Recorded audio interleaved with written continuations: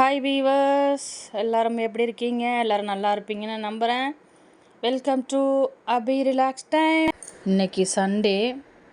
யார் நம்ம மைண்டில் சண்டே ஹாலிடேஸ்ன்னு பூத்துனாங்கன்னு தெரியல. ஆனால் லேடிஸ்க்கு ஹாலிடேஸே கிடையாது. அது ஓவர் டைமாக இருக்குது. இன்றைக்கி எங்கள் வீட்லேயே அப்படி தான். இன்றைக்கி எனக்கு டபுள் டியூட்டி ஆயிடுச்சு. 3 மணிக்கே எங்கள் வீட்டில் மார்க்கெட் போயிட்டு பாப்பாலாம் இந்த இறால் கேட்டாங்க அப்படின்னு சொல்லிட்டு வாங்கிட்டு கொடுத்துட்டு போயிருந்தாங்க. வாங்கிட்டு ஃப்ரிட்ஜில் வச்சுட்டு போயிருந்தாங்க கூட பரவாயில்ல. 3:30 மணிக்கு என்னையும் எழுப்பி இதெல்லாம் வாங்கிட்டு வந்திருக்கேன், பாப்பாக்கெலாம் செஞ்சு கொடு அப்படின்னு சொல்லி என் தூக்கத்தை வேற கலைச்சி விட்டாங்க. சரி, வேறு வழி இல்லை, என்ன பண்ணுறதுன்னு சொல்லிவிட்டு அப்புறம் அப்போயே எல்லாத்தையும் செப்பரேட்டாக பிரிச்சுட்டு தனித்தனியாக பேக் பண்ணி திரும்ப நான் ஃப்ரிட்ஜில் வச்சுட்டேன். என்னால் அந்த டைமில் வேலை செய்ய முடியல. திரும்ப படுக்கும்போது மணி 5:15 ஆயிடுச்சு. சரி, சண்டே தானே, இன்னும் கொஞ்சம் லேட்டாக தூங்கி எழுந்திரிக்கலான்னு சொல்லிட்டு படுத்ததில் நல்லா தூங்கியாச்சு. 8:30க்கு தான் எழுந்திரிச்சோம். எந்திரிச்சா உடனே என்ன, நம்ம காலில் சக்கரம் தானே, சக்கரத்தை கட்டியாச்சு. கடன்னு வேலை செஞ்சாச்சு. ஃபஸ்ட்டு மீன் வறுக்கிறதுக்கு ரெடி பண்ணி வச்சிடலான்னு சொல்லிட்டு மசாலாலாம் தடவிட்டு கொஞ்சம் நேரம் ஊற வச்சு ஓரமாக எடுத்து வச்சாச்சு. அது பொறுமையாக சமைச்சிக்கலாம் அப்படின்னு சொல்லிட்டு. அப்புறம் பிரேக்ஃபாஸ்ட் ஸ்கிப் பண்ணலாமான்னு ஒரு யோசனை வந்துச்சு. ஏன்னா லேட்டாக எழுந்திரிச்சங்காட்டியும் டீயே 9 மணிக்கு தான் குடித்தோம். ஆனால் அப்புறம் ஒரு 10 மணி போல் அம்மா பசிக்குதுன்னு சொல்லிட்டாங்க. சரி, ஓகே கும்பிட்டு காலையிலேயே டிஃபன் பண்ணிடலான்னு சொல்லிவிட்டு இன்றைக்கி ரவா உப்புமா தான் செஞ்சேன். காலையில் காயெல்லாம் இருந்தாங்காட்டியும் காயெல்லாம் போட்டு செஞ்சு கொடுக்கலாம் அப்படின்னு சொல்லிட்டு காயை போட்டு செஞ்சாச்சு.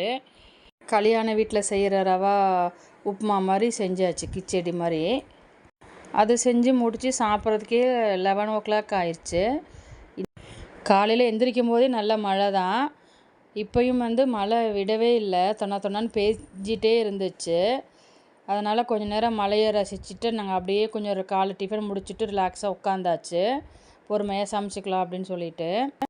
நாம் வீட்டில் இருக்கும்போது மழை பெஞ்சிதுன்னா அதை என்ஜாய் பண்ணுறதை தவிர நம்ம அதை ஏன்டா மழை பெய்யுதுன்னு யோசிக்கக்கூடாது. எனக்குன்னு நார்மலாகவே மழை ரொம்ப பிடிக்கும்.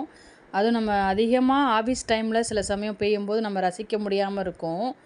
இன்றைக்கி எனக்கு வீட்டில் இருக்கும்போது பெஞ்சுதா எனக்கு ரொம்ப பிடிச்சிருந்தது. இன்றைக்கி நாள் கிளைமேட்டும் நல்லா மூடிங்காக இருந்தது, நல்லா இருந்துச்சு, இருட்டாகவே இருந்துச்சு இன்றைக்கி ஹோல் டே.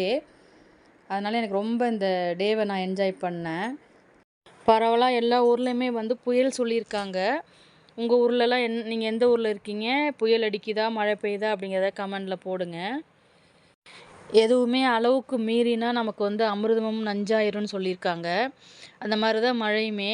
அதை தூறலாக போடும்போது நம்ம ரசிக்க முடியும், அதே புயல் காற்றா வீசும்போது நம்மளால் ரசிக்க முடியாது. அந்த மாதிரி தான் இன்றைக்கி புயல் அறிவிச்சிருக்கதும் நமக்கு சில இடங்களில் மழை ரொம்ப கனமாக இருக்குதுன்னு சொல்லும்போதும் கவலையாக இருக்குது. எல்லோரும் சேஃபாக பத்திரமா இருக்கணுமே, யாருக்கும் எந்த பாதிப்பு வந்துடக்கூடாதுன்னு. நாம் என்ன செய்ய முடியும்? கடவுளை மட்டும்தான் வேண்டிக்க முடியும். அந்த மாதிரி தான் நானும் கடவுளை வேண்டிக்கிட்டேன், யாருக்கும் எந்த பாதிப்பு வந்துடக்கூடாது அப்படின்ட்டு. நம்ம வீடியோவை இப்போ தான் நீங்கள் ஃபஸ்ட் டைமாக பார்க்குறீங்க அப்படின்னா மறக்காமல் ஒரு சப்ஸ்கிரைப் பண்ணி வச்சுக்கோங்க. அப்போ தான் நம்ம போடுற வீடியோ உங்களுக்கு உடனே நோட்டிஃபிகேஷனில் வரும். நாம் போடுற வீடியோ உங்களுக்கு பிடிச்சிருந்தது அப்படின்னா லைக் பண்ணி கமெண்ட் பண்ணி மற்றவங்களுக்கு ஷேர் பண்ணுங்கள். நான் மறுபடியும் எல்லா வீடியோலையும் சொல்லுவேன், எனக்கு டைம் ஒதுக்கி என்னோடய வீடியோவை பார்க்குற என்னோடய அத்தனை வியூவர்ஸுக்கும் என்னோடய அன்பான நன்றியை தெரிவிச்சுக்கிறேன். உங்களால் மட்டும்தான் நான். ஆனால் அடிக்கிற கிளைமேட்டுக்கு எனக்கு நல்லா சூடாக ஒரு கஞ்சி வச்சு ஊறுகாய் தொட்டுட்டு சாப்பிட்டுட்டு போர்வையை போட்டுட்டு நல்லா தூங்கிடலாம் அப்படின்னு தான் எனக்கு இருந்தது.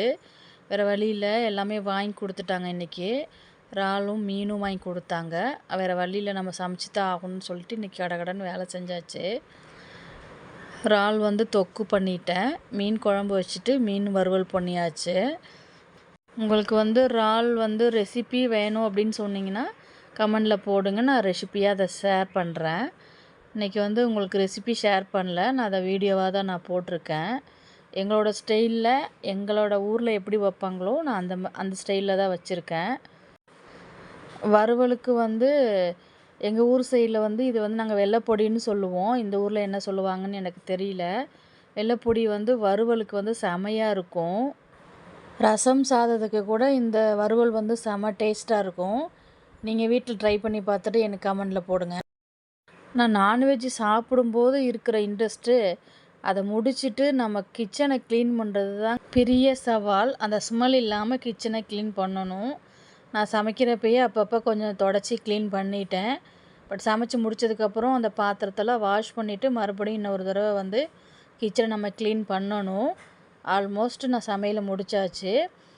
லஞ்சு முடிக்கும்போதே கரெக்டாக 3 மணி ஆயிடுச்சு. நல்லா அப்பயுமே தூறல் போட்டே இருந்துச்சு. நல்லா இழுத்து போத்திட்டு ஒரு குட்டி தூக்கம் தூங்கணும்னு நினச்சிட்டே இருந்தேன். அப்படி தான் செஞ்சேன். சாப்பிட்டு முடிச்சதுக்கப்புறம் நல்லா குட்டி தூக்கம் போட்டாச்சு. ஈவினிங்குமே வந்து மழை பெஞ்சிட்டே தான் இருந்தது.